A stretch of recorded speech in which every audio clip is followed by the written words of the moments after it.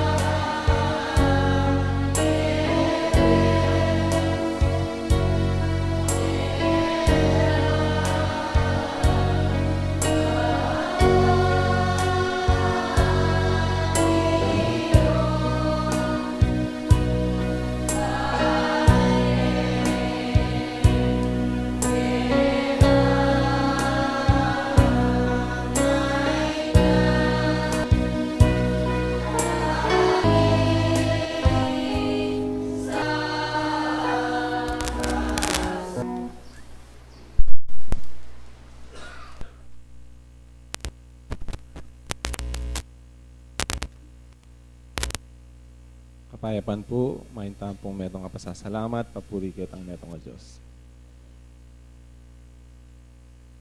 Malugod at malam makia kami pa. Unat penibatanin kekembiat sikanan. Salamat po Ginoo, misan po. Miras na naman po ing pamanyam bami. Na may sabing konbensyon, Ginoong Diyos, salamat po. Kapayapayang kepungan miras kining santuaryong kekang petalakan. Ginoo, panalangin nila po ring sablang papunta po. Ginoong Diyos, sana iatad yung kapayapan. Ginoo, ngini pong makananong pisabihan miya. Pag-aralan miya, Ginoong Diyos, yung kasulong na ning kikeng kasalpantayanan. Dapat minggawan, Ginoong Diyos, paisip iyo po. Ipaiwatig bangingal daw bukas. Yung pami kakalugod, pami sasan metong yung magluid at magaring ganap.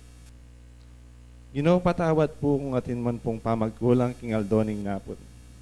Nunegi ng Diyos sana, turuyo po yung paralan, bangingal daw bukas ay tulid militi at makanyan higit lalong makapagpanuparan ka rin banal atungkulan at makanyan higit managumpeging kekembalang biye. Ginoong Diyos, panalangin mila po rin sablang pinili mo karindakal. Ginoong Diyos, tinan nyo pong sapat babatan. Tetagan, Ginoong Diyos. Makanyan na po sanang ay sadyahin karelang sarili, bang makanyan pong magamit yung kaya kang Espiritu Santo mapamatula. Bang miyatad, yung mayap mong turo at pamipala kaya kami. Ginoo, ang timurin ka rin kaya kang talateksto. Ginoong Diyos, kasangkapanan mula bang makanyan, may bulalag yung sablang maya pabalita, turo, yung kaya balang metong akapag-aralan. Ginoo, sana po yung makanyan mag-ari yung kapayapan at pamikakalagod kayong balang metong kaya kami. Ginoo, makanyan ipanalangin mo naman din kapatan ni pong manandaman. Pengari Ginoong Diyos, na makananong at tsuking dasen yung kapanandaman. Ginoong Diyos, sana pakayapan mo la. Yung makanyan bang aldo bukas sa kayabe may lang manuparan tutukiking kaya kang kagulutan. Ginoong Diyos, ang timurin ding may pagsubukanan. Nano makananong sana Ginoong Diyos, dinan mo pong tibayan. Makanyan mo na po sanang ipabaling malmong kasagutan. Yung karelang problema bang aldo bukas Ginoong Diyos. Makanyan lalong magtibi. At makanyan yung kapayapan, kagalakan king karanambiyay. Makanyan niya pong ipagkalub. Ginoy man po abot sa raysayan ng kikeng dalangin at samong kaya ka.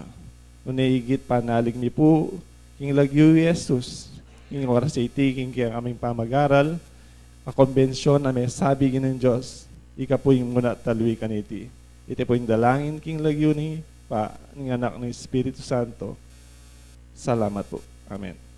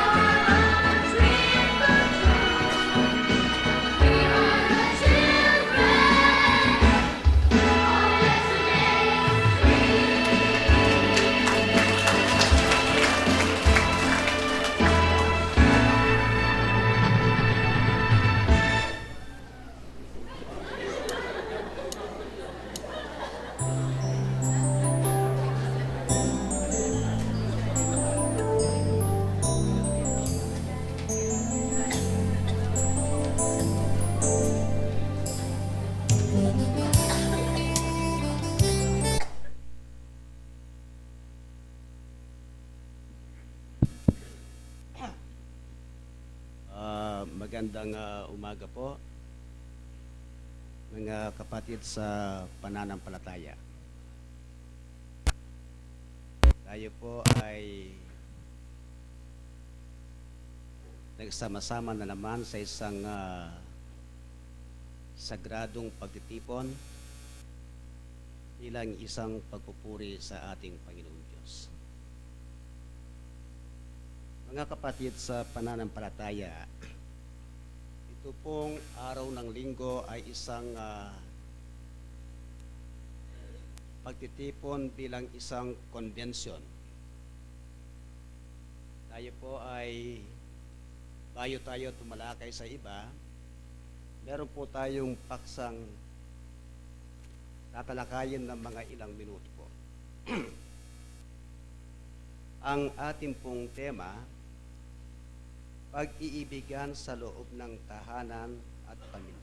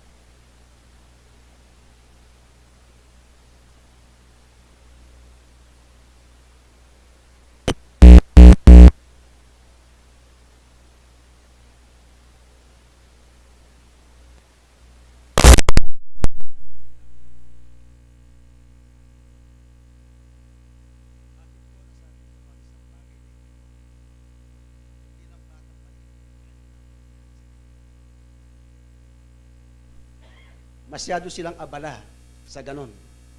Diba? Masyado silang abala eh. Pag inutusan mo, gumagano sila, kahit na nagmamadali ka, meron silang isang sagot eh. Kung ang nag-uutos ama, wait lang po. May ganun pa eh, wait lang po. Yun ang sagot. Kung ang nag-uutos ang ina, ang sagot naman niya, wait lang po, ma. Diba? Nagmamadali ka na. Hindi sila agad makasunod.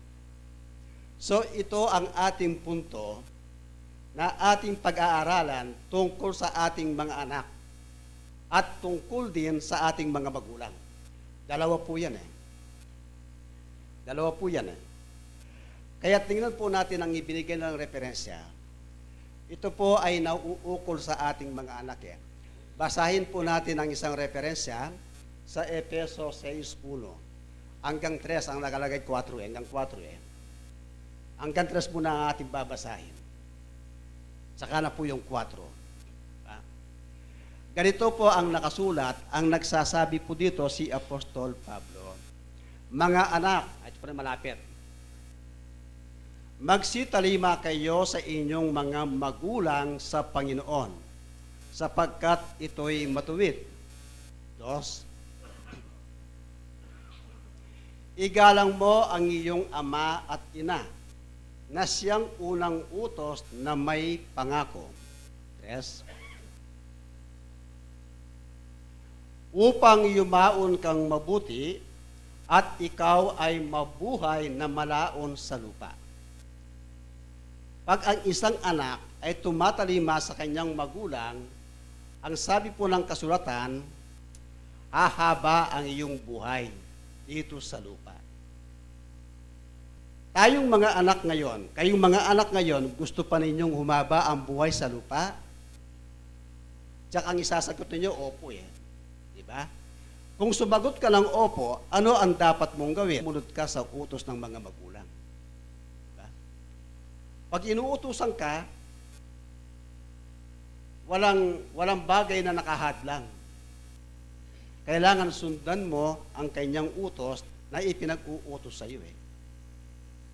Para humaba ang iyong buhay dito sa lupa eh. Pagsunod sa utos, ito ay unang utos na sinabi ng Biblia na nakasulat. Ito ay salita po ng Diyos na itinuturo sa mga anak niya. Alam po natin, sa ating panahon,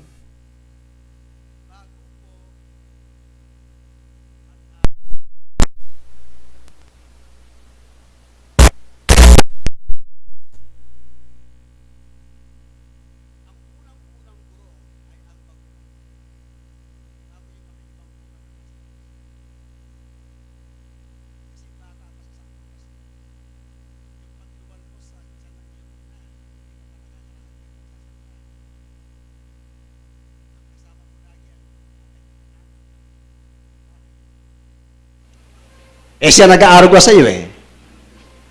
Siya ang gumagabay.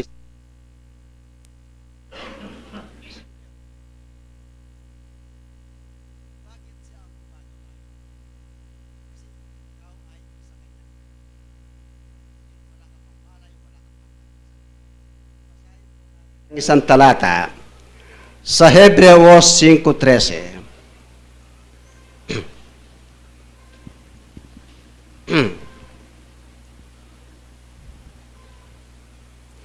Sapagkat bawat tumatanggap ng gatas ay walang karanasan sa salita ng katwiran, sapagkat siya'y isang sanggol. Pag isang sanggol ka, isa kang bata, wala ka pang alam sa salita ng katwiran eh. Wala kang malay eh. Bakit? Sapagkat ikaw ay isang sanggol.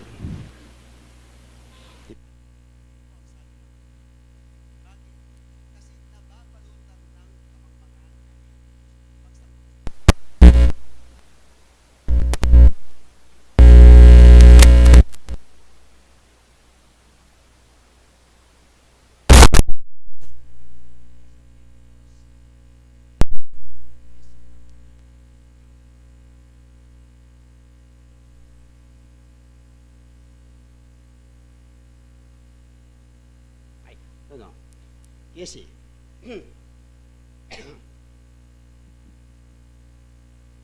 Ang kamangmangan ay nababalot sa puso ng bata. Di ba?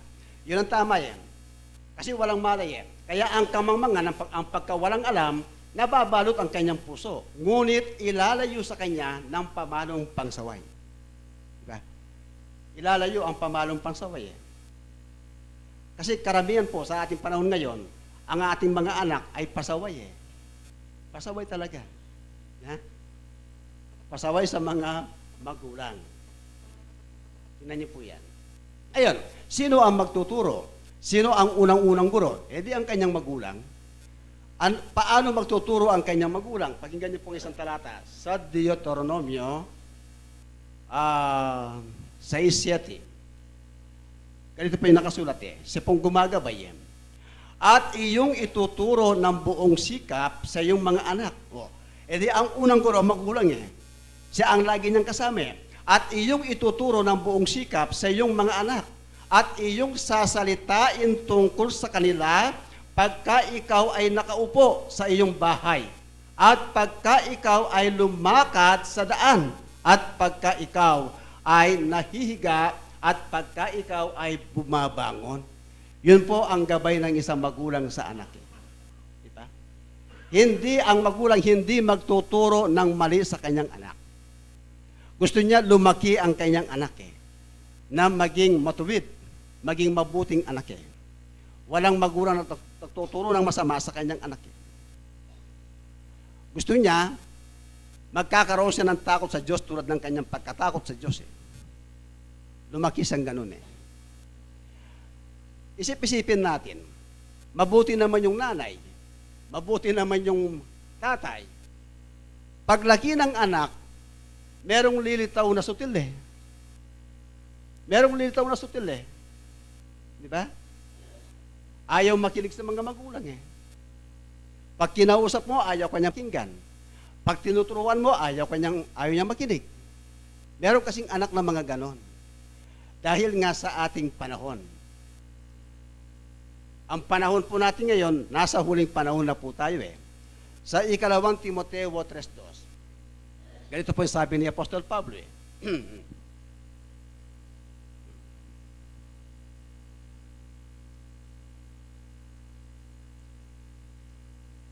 3, 2. Sapagkat ang mga tao'y magiging maibigin sa kanilang sarili, maibigin sa salapi, mayayabang, mga mapagmalaki, mapagtungayaw, masuwayin sa mga magulang, mga walang turing, mga walang kabanalan. O yun. Di ba? Ang mga anak ngayon, karamihan, masuwayin sa mga magulang. Walang turing, mga walang kabanalan. Kasi kaya pala matigas ang kanyang ulo dahil wala siyang takot sa Diyos. Kaya kailangan po sa isang magulang, habang bata pa yung anak natin,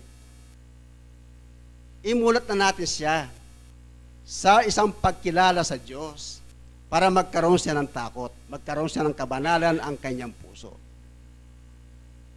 Pag tinuruan natin siya, bata pa siya, hanggang abang sa'yo lumalaki, hanggang sa'yo tumanda, ang pagturong mabuti ay dadalhin niya po yun sa kanyang pagtanda.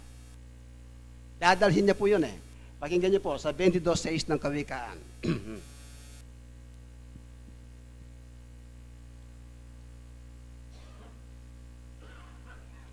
Turuan mo ang bata sa daan na dapat niyang lakaran. At pagka tumanda man siya, ay hindi niya hihiwalayan. O, di ba? Pag tinuruan mo ang bata kung ano ang dapat niyang lakaran, ang magtuturo ang magulang. Siya ang magtuturo sa kanyang anak kung ano ang dapat niyang lakaran. Kung siya'y tumanda man, ay hindi mawawala ang itinuro mong mabuti sa iyong anak.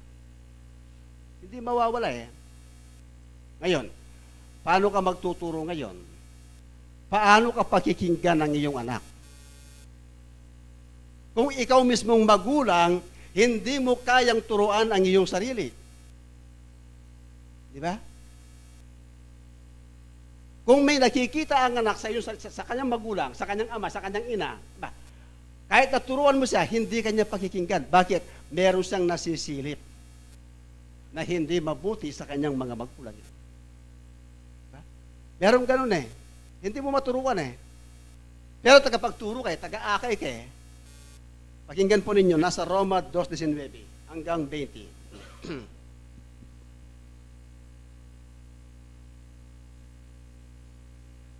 At nagkakatiwala ka na ikaw ay taga-akay ng mga bulag, ilaw ng mga nasa kadiliman.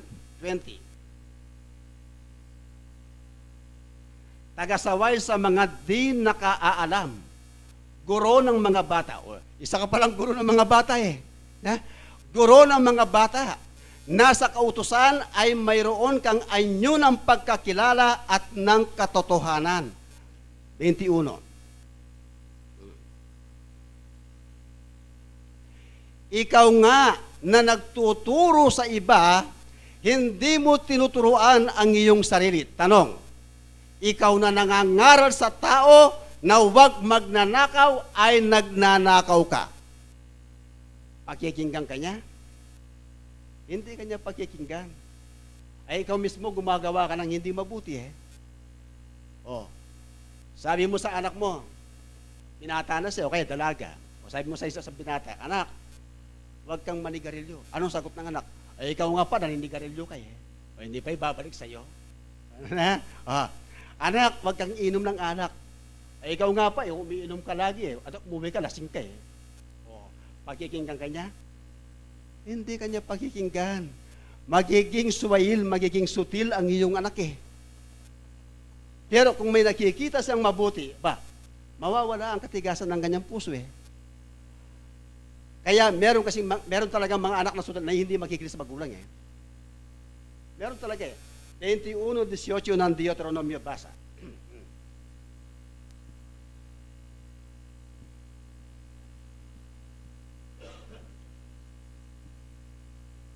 Kung ang isang lalaki ay may matigas na loob at mapanghimagsik na anak na ayaw makinig ng tinig ng kanyang ama o ng tinig ng kanyang ina at bagaman kanilang parusahan siya ay ayaw makinig sa kanila. Dino mo yan? Anak na napakatigas ang ulo, magulang na ang sumasaway, ayaw pa niyang pakinggan. Di ba? Pinarusahan na siya, sinaktan na siya, ayaw pa rin makinig. Meron talagang ganun na mga anak na ayaw makinig sa magulang talaga. Diba? Meron talagang ayaw makinig eh. Sa Diyos kasi, pag pinapayuhan ka niya, ayaw mong pakinggan ang kanyang payo, aba, papabayaan ka rin. Gayon din ang magulang sa lupa. Pag ayaw mong makinig, ang nasa isip ng magulang, itong anak mo ito, ang sabi ng mga iba, anong tawag doon? Black sheep, na ang tawag nila eh. Pero hindi naman totaling masama pag sinabing black sheep eh. Ibig sabihin, pasaway siya, ayaw siyang sumunod eh. Ayaw sumunod eh. Diba? Meron kasing isang taong ganyan na ang ginagawa niya mali. Ang Diyos nagbibigay ng chance, warning sa kanya eh. Binibigyan sa pagkakataon. Pero ayaw pa rin niya magsisi, ayaw pa rin niya magbago eh. Meron mga taong ganun eh. 2:21 ng Apokalipsis basa para mapatunayan po natin. Alam ko, babae ito eh. Ha? At binigyan ko siya ng panahon upang makapagsisi.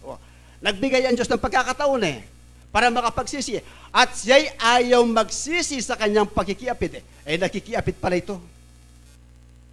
Sabi niya, iwanan mo na yan. Umalis ka na dyan. Bigyan ka ng chance, bigyan ka ng pagkakataon para makapagsisi ka. Ayaw magsisi. Anong gagawin ng Diyos? Diba? Ayaw makinig eh. Kawikaan 1:24. Tuloy lang natin. Sapagkat ako'y tumawag at kayo'y tumanggi. Aking inuunat ang aking kamay at walang makinig. 25. Kundi inyong iniuwi sa wala ang buo kong payo, at hindi ninyo iniibig ang aking saway. 26. Ako naman ay tatawa sa kaarawan ng inyong kasakunaan. Ako'y manuluya pagka ang inyong takot ay dumarating. 27. Pagka ang inyong takot ay dumarating na parang bagyo, at ang inyong kasakunaan ay dumarating na parang ipo-ipo, pagka ang hirap at hapis ay dumating sa inyo. 28. Kung magkagayoy, tatawag sila sa akin, ngunit hindi ako sasagot. Gusto pa natin yan? Magmatigas pa tayo? Pagkatapos tatawagin mo ang Diyos, hindi kanya sasagutin? Hanapin nila akong masikap, ngunit hindi nila ako masusumpungan. Napakasakit po yun, napakahirap. Bandang huli, tumatawag ka sa Diyos, bandang huli, hanapin mo ang Diyos, hindi mo masusumpungan, kapatid. Huwag tayo magmatigas ng ulo eh. Mahirap po eh. Pag ang isang anak ay nagmatigas sa kanyang ulo eh. Kaya ang nangyayari, ginagawa ng mga magulang, ang mga anak na matigas ang ulo, pinaparusahan. Anong klaseng parusa? Kumukuha silang pamalo, pinapalo yan eh. Tatakutin sila para magkaroon sila ng takot sa magulang eh. Sa 13:24 ng Kawikaan, balikan na po natin.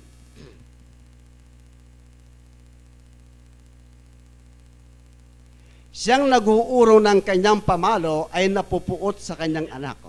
Halimbawa, gumawa ng mali, kasalanan ng anak. Binabawalan mo siya, pinagsasabihan mo siya, sinesermon mo siya. Ang akala ng anak, sa kanyang isip, hindi ako mahal ng aking ina eh. Hindi ako mahal ng aking tatay. Yun ang nasa isip ng anak eh. Kasi nga, palagi mong pinagsasabihan. Palagi mo siya sinesermon. Ayaw niya makinig eh. Kaya anong ginagawa niya? Ngunit siyang umiibig ay nagpaparusang maminsan-minsan. Pag pala ang anak mo, sa ginagawa niyang mali, ang isang magulang, pinababayaan mo, ang tawag doon, konsentidurang magulang. Ibig sabihin, hindi mo mahal ang iyong anak eh. Dahil pinababayaan mo sa kanyang ginagawang mali. Pero pag mahal mo ang iyong anak, kapatid, ayaw mo siyang mapahamak, pagsasabihan mo sa ginagawa niyang mali, inilalayo mo siya. Kaya paminsan-minsan, pinagsasabihan mo, o kaya pinapalo mo, dahil mahal mo siya, ayaw mo siyang mapahamak eh. kagaya ng Diyos eh. Ang kanyang mga anak, ayaw niyang mapahamak. Kaya inililigtas sila sa kapahamakan eh. Diba? Pakinggan po ninyo. Sa 33:24 ng Ob, ito po yung nakasulat eh. Lahat po ng mga bagay na yan, may sagot sa Biblia yan eh. Diba? Yan. Kung magkagayoy, binibiyayaan niya siya at nagsasabi, iligtas mo siya sa pagbaba sa hukay. Ako'y nakasumpo ng katubusan. Gayon po ang Diyos eh. Ayaw kanyang mahulog sa hukay, inililigtas kanya. Tinutubos kanya. Ganon din ang magulang sa lupa. Sino ang magulang na gusto niya mapahamak ang kanyang mga anak? Wala. Gusto niya lumaki siyang mabuti, matuwid, may takot sa Diyos, at may kabanalan. Ngayon, ang ating mga anak, dapat naman silang tumalima sa kanilang mga magulang eh. O, pakinggan nyo ha. Itong isang talata sa Colossus 3:20. Yan. Yan. Colossus 3:20. Mga anak, magsitalima kayo sa inyong magulang sa lahat ng mga bagay, sapagkat ito'y totoong nakalulugod sa Panginoon. Kailangan po ang mga anak, wala siyang gagawin, kundi sumunod sa kanyang mga magulang. Alisin nyo na sa inyong sarili, pag inutusan kayo, wait lang. Wala nang wait lang. Wait na, may nakaganon pa yung palad. Di ba? Napakasakit sa magulang nyo, kapatid, mga anak. Napakasakit yun. Mabuti pa nung bata siya, hindi siya dumaganon. Nung lumaki na siya, tumanda na siya, doon siya naggaganon. Kapatid, napakasakit sa isang magulang yan, kapatid. Hindi ko itutuloy, mahaba na yata eh. May oras pa eh. Sa ibang ating kapatid na gaganap pa sa ibang tungkulin. Mahaba po yan eh. Maraming salamat na po sa inyong lahat. Magandang umaga.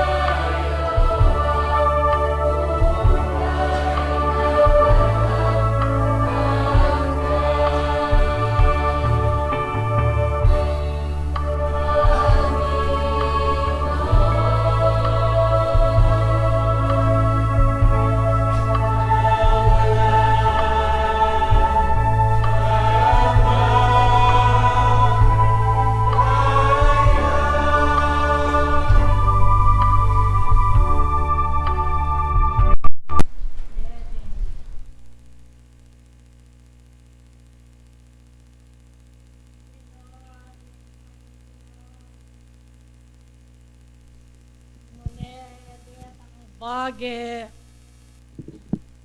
karin king kayarian. Ilaring paintunan kekong pagdulapan ing lugod na't kalam ngeni bandian yengan. Ing kanakong mayap at masayang komusta ibabiyeke ngeni kekayungan. King kekayong pangayatiyo anong sano ing konbensyon agagawan niyo. Wa pagmananuan ko ngeni dingke kong sarili. Ban may git ikayo. Ing mipatibayan kong lalong may git king pamanuwalayo. Wa gigisingan ko ring balang kekong panamdam at agyagan ko ring balang kekong puso ban maliaring papanatilian niyo karing sarili yu ing metong amaliaring gawa na ning tao ban maliaring pasalong na niye ing kasalpan tayanan niyo. Wa malulungkot ko ngining ababatiyawan ko ke kayo. Ing ating pamagpabayala ding sarili yu karing tungkulan niyo. Pag amuanda ko ikong sabla ngining panintunan niye ampon pagdulapan karing sarili yu. Ing bage amaliyaring burina ning Diyos ban maliyaring gawan niyo. Mulit pasibayo gigisingan ko ring kekong panamdam. Ban maliyaring lalo yung pasalungnan karing aldo yung daratang ing kekong pamanggatungkulan. Mumuna kong agyagan ding sablang kayanakan king kasalpan tayanan. Damdam kayo ampon makiramdam kanako. Patutuwanan niyo karing sarili yo nung ikayo ing tune. Amaliyaring magpatuto karing bukas ban maliyaring tikdo kayo. Ngeni pasibayo gawan niyo anong sano ing dati yung gagawan ng aldo. Amirarasyo ing konbensyon karing balang biyeyo. Kapigaganakan, kaya kayungan sa walang manungkulan. Pitatambayon yung may git ding kekong sarili. Talnan matalik ding kekong tungkulan. Ban alang maliaring lunto puna. King pamanggalo na ning tao king kayang katungkulan. Alang pasubali, metong man ke kayo. Ikayungan uling metong kayo mo arapan na ning Diyos. Makatuliran mo nga no, ing metuturuanan kayo, ing balang at metong ke kayo, king ikasulong yu. Enasana tutulutan ng taong atiyo king kasalpan tayanan. Ing maging painaniyo ding kekong sarili king lagyuna ning pamaminto. Ing may gitiyong tikdo ding kekong sarili karing tungkulan niyo harapan ning Ginoo. Wa karing balang penandet, mayayakit, ing puna. Nano kaya ing maliyaring gawa na ning tao ban iting bage e maliyaring mayakit king pamanggaloyo. Nung nano man sana ing maging akakit at daramdaman niyo. Ikong sablang atiyo at ating kabiasnan kilubno ning union espretismo. Pag-aralan niyong maigit. Di na niyong ulago. Karing balang penandit ingkekong pamanggalo. At mituturwanan karing balang saglit. Ban kanita. Luntoyang ating masanting at ating pakinabang ing taong atiyo king kasalpantayanan. Uling ing katutuan sasabihan ko ke kayo. Matuwa na ko king pamo kiramdam. Bogbog no ding sariliyo karing amano.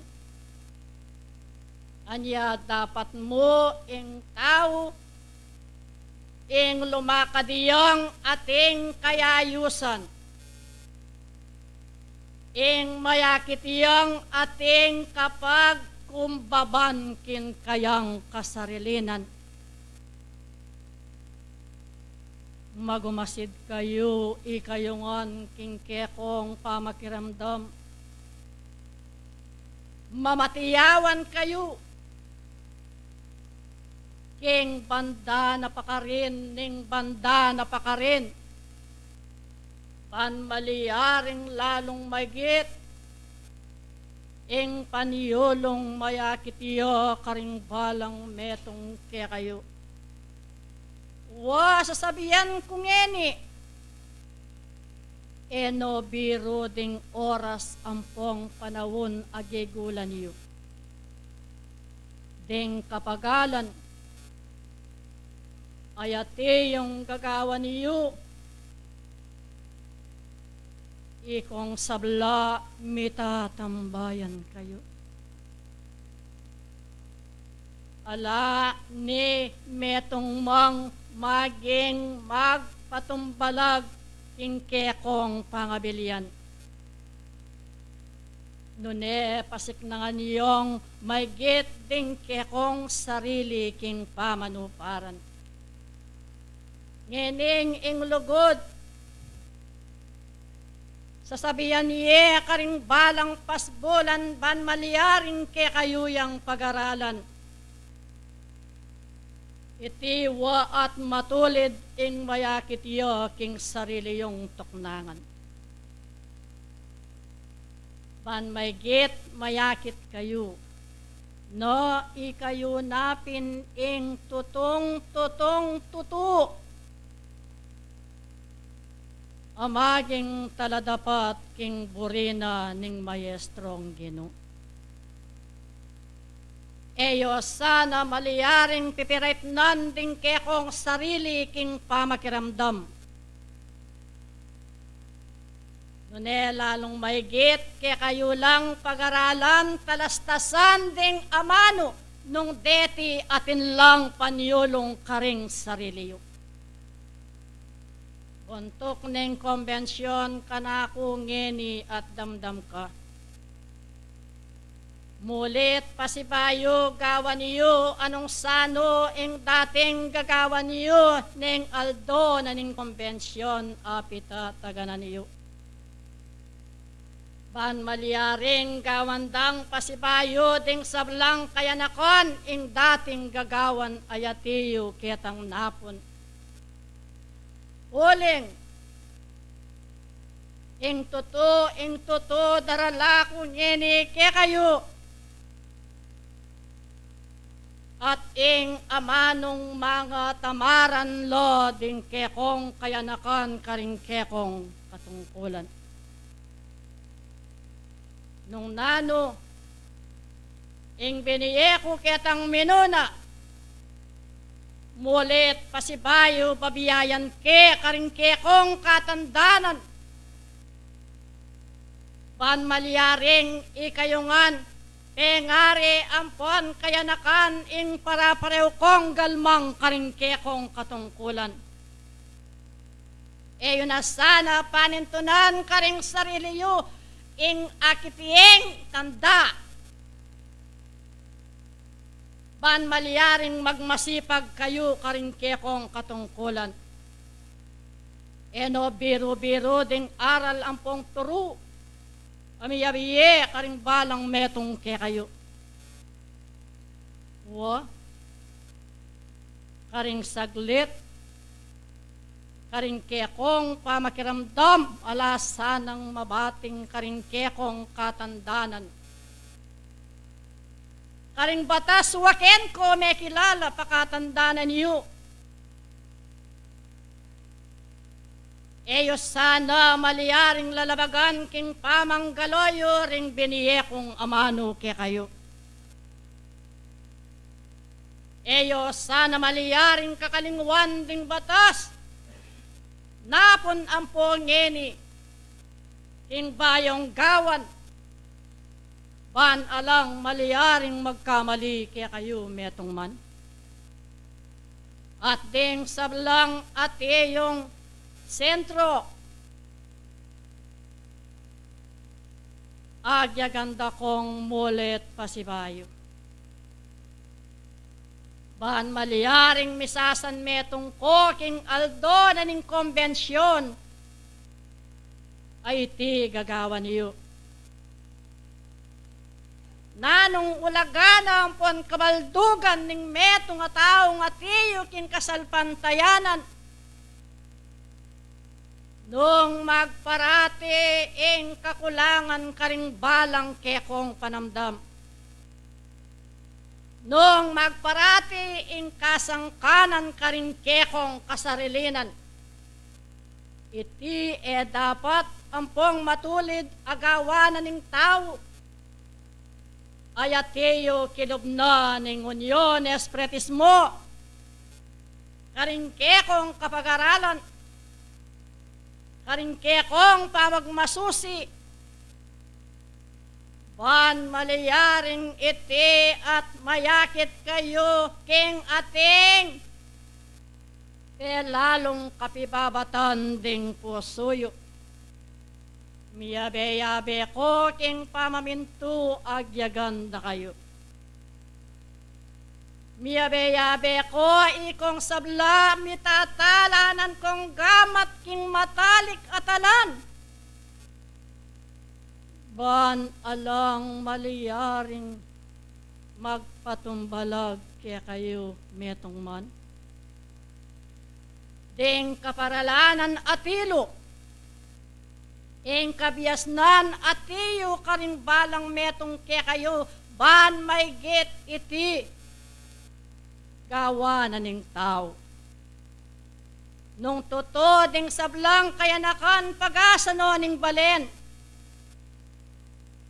talakaran yung ating katapatan ing kaya kayong katungkulan. Yo ing pakisabi kong mayap kaya kayo, ikayungan alang pasubali,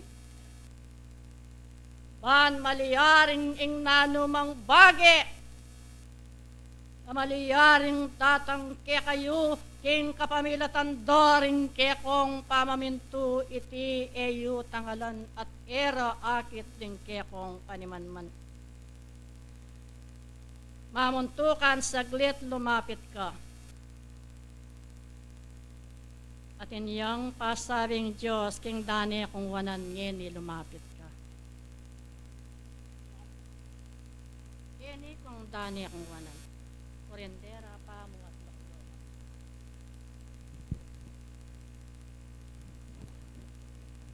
Iring sa lang kaparalanan kaya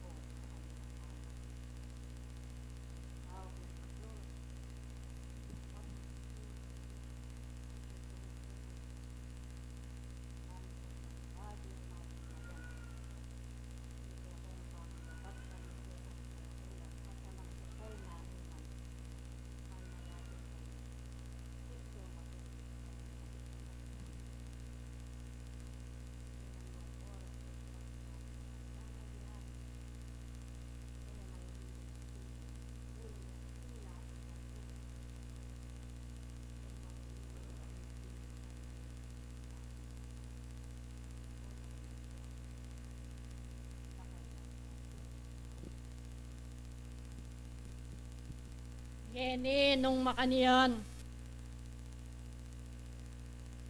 pasalamatan ko din ke kong sarili king mayap apa makiramdam. Wa, lalo yung agyagan din ke kong sarili king pamanuparan. Ing nanumang bage,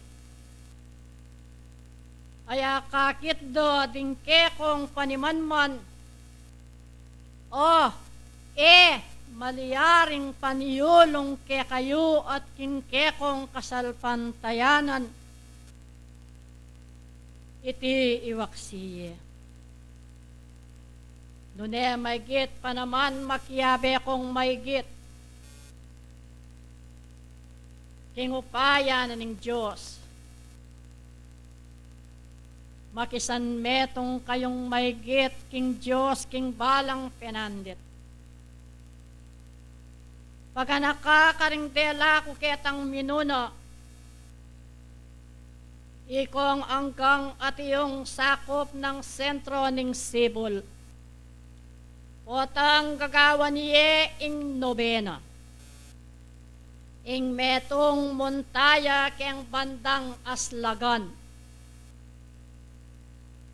Bayang maliyaring iyokol at manyawad king Diyos na sana manatili ang kapayapan ing atiyong bolkan. Maniyawad ko king Diyos, misasan metong kayo, ban eyo na maliyaring tangalan, ing atiyong bage a maliyaring ibiyena kaya kayo. Makalonos at makapangilabot, aniya ing kaparalanan babiyemya kaya kayo.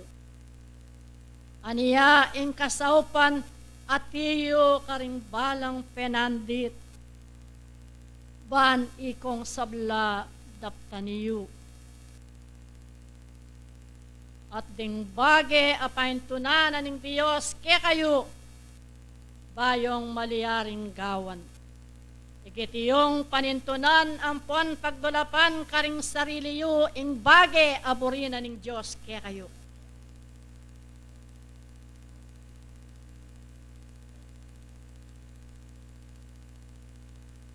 Karagdagan niya ing kanako.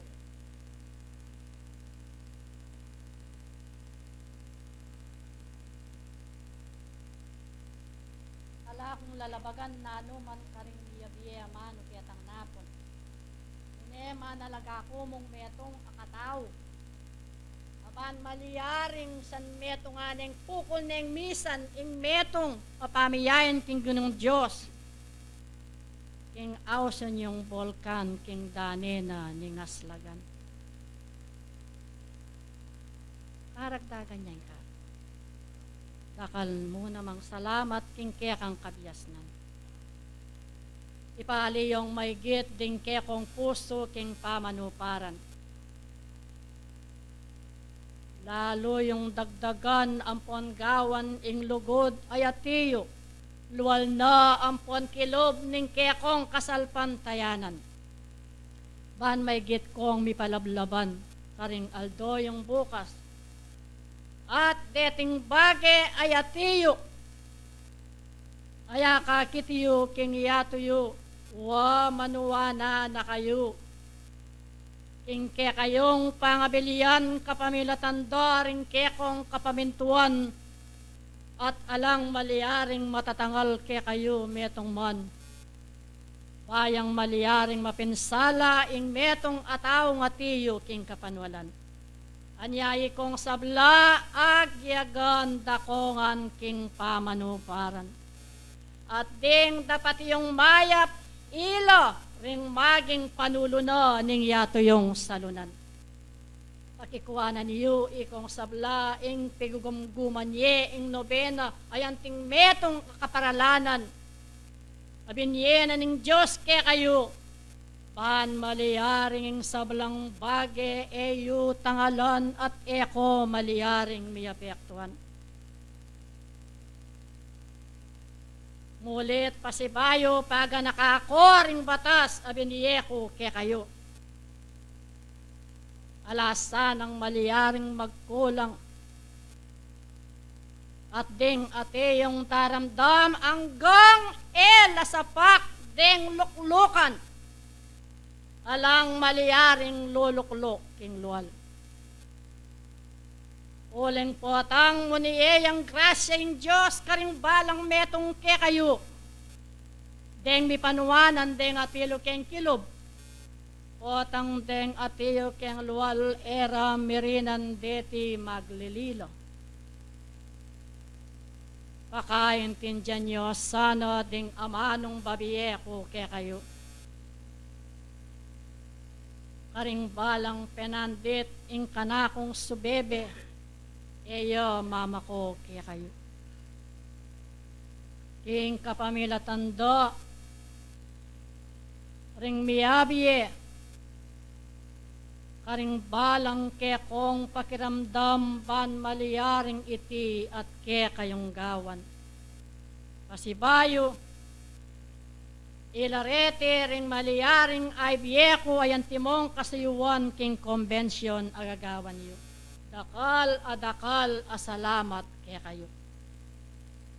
Ing kanakong bendesyon at ing kanakong kapayapan. King kekong pamitipon makanyanda kong pekyaguman. Ban maliyaring agyagan ko ring sabla karing kekong panamdam. Mayabe-yabe kayo ikayungan. Misasan metong ko karing mayap adapat. Kapamila tandaring kaya kong tungkulan. Bakong tikdo ating katapatan karing kaya kong kasaralinan. King lagyunan ng Diyos at ing Espiritu Santong tinipa ampon dinatang ke kayo king penandita iti. Babalong bunganda ko king lugod ampon kalam. Bayong maliyaring ampunan sa bla karing kekong panamdam. Sinuyo at gigising Apostol Santiago Lakuan dana kayo.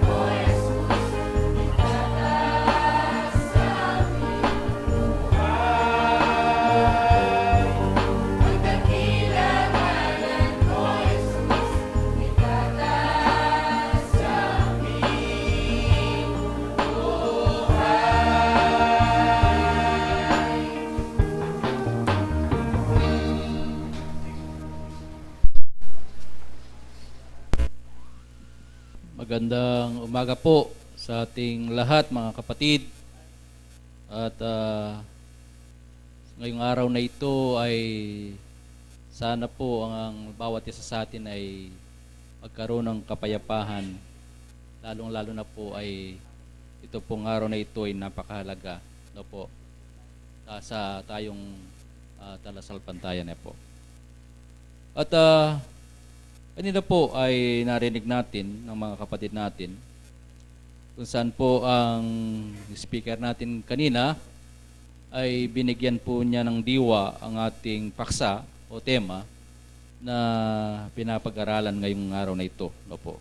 Kung saan po ang tema natin ngayon ay ang pag-ibigan sa loob ng tahanan at pamilya. No po.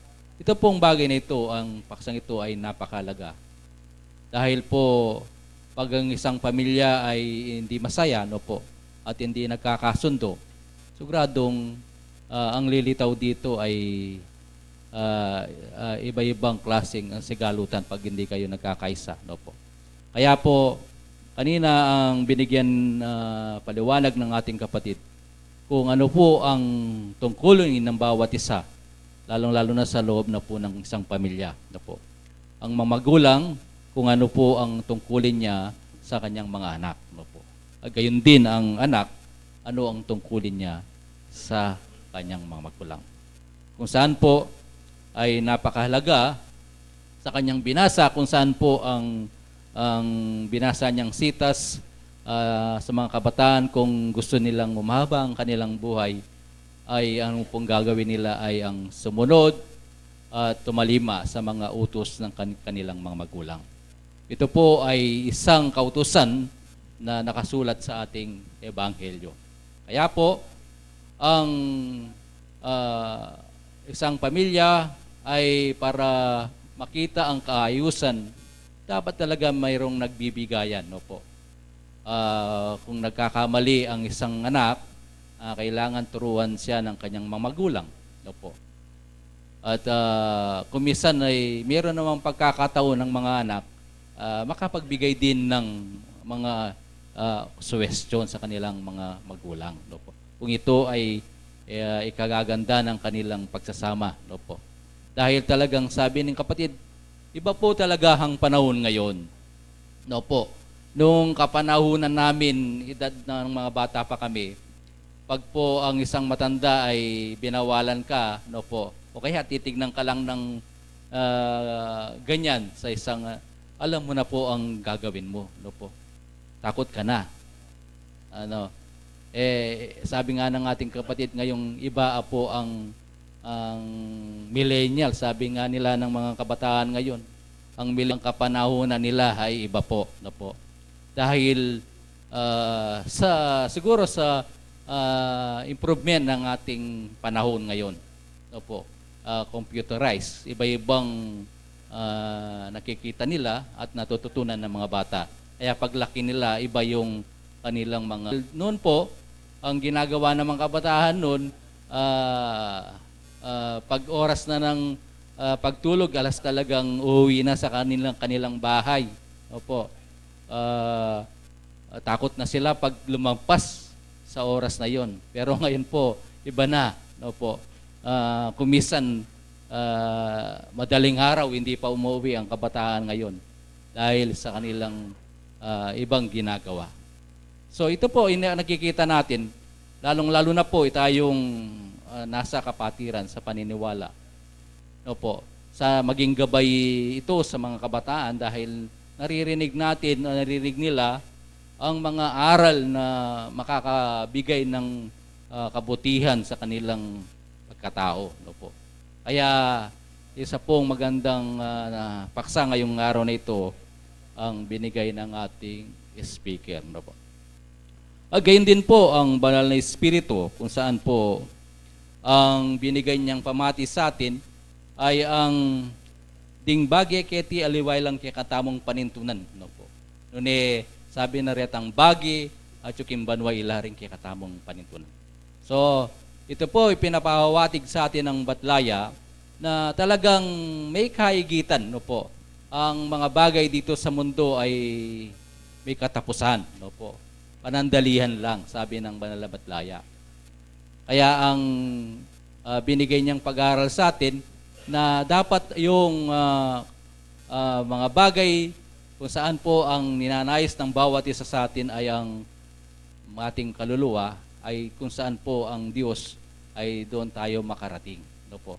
Kaya nandito nga lahat tayo dahil po lahat tayo ay nagnanais na makatapos at makasunod sa mga kaalintuntunin ng Panginoon natin. No po. Kaya sana ang mga bagay na ito ay magbibigay po sa atin ng mga inspirasyon at lalong-lalo na para magampanan po natin ang mga tungkulin natin. No po. At kayo din po ay sa ating nakarang convention ay wala pong pending na pinag-usapan, no po, na munika lang naiyapag sa ating convention. Kaya po gusto ko munang i-announce sa inyo o ibig sabihin ipaalala sa inyo ang mga bagay na napag-usapan at dapat nating gawin. No po.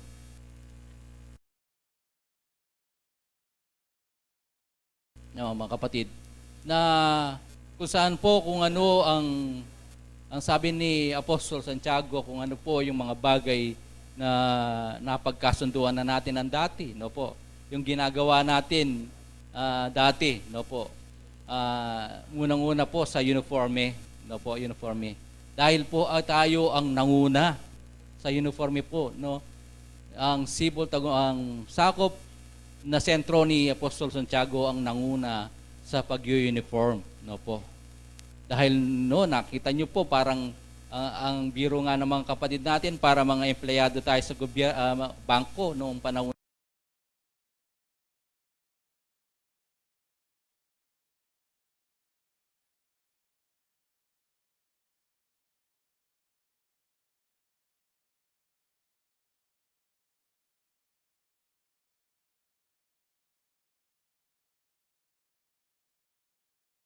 Sibol Tagumpay Bie is now signing off.